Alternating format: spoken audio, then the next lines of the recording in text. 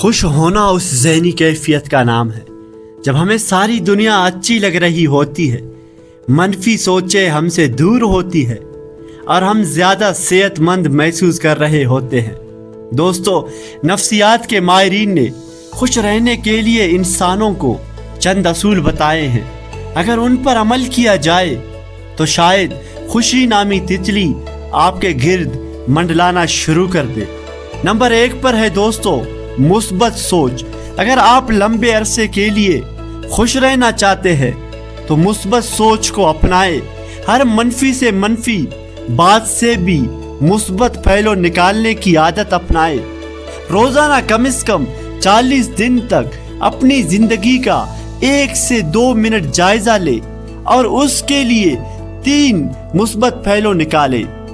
اللہ کی عطا کردہ کوئی سے 3 نعمتوں کو شمار کر دے۔ 40 دن کے بعد آپ کا ذہن خود بخود آپ کی زندگی کے مثبت پہلو شمار کرنے لگے گا دوستو، اور آپ کی سوچ کا حصہ بن کر آپ کو خوش رکھنے میں معاون ثابت ہوگا۔ نمبر 2 پر ہے دوستو، چھوٹی سے چھوٹی کامیابی کو اہمیت دے۔ زندگی میں خوش ہونے کے لیے بڑی خوشی یا نہیں، عظیم کامیابی کا انتظار کرنا اور اس کے حصول کی کوشش میں مصروف رہنا کبھی آپ کو حقیقی خوشی نہیں دے سکتا۔ کسی بڑے معرکہ کے انجام پانے کا انتظار کرنے کی بجائے چھوٹی چھوٹی کامیابیوں اور خوشیوں کی بھی اتنی خوشی منائے جیسے آپ نے دنیا فتح کر لی ہو۔ نمبر 3، اپنی خامیاں قبول کرے۔ آپ اس وقت تک کامیاب اور خوش نہیں ہو سکتے جب تک اپنی ذات کی خامیوں کو کھلے دل سے قبول نہیں کرتے۔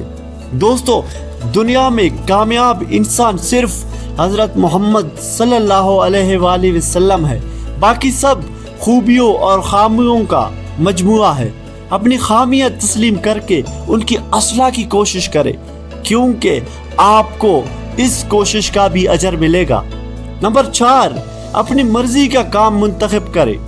اللہ کی دی ہوئی صلاحیتوں کو کسی ایسے کام میں استعمال کرے جو آپ کی طبیعت کے مطابق نہ ہو۔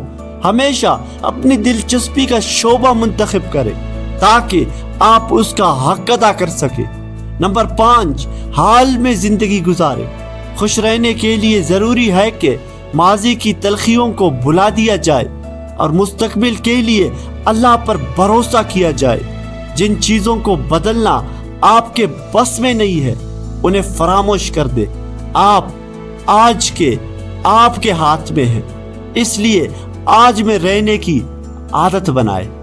دوستو، میں ہوں زبیر رحیم۔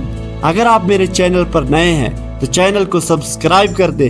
ہم ملیں گے ایک نئے ویڈیو میں، تب تک آپ کا اللہ نگہبان۔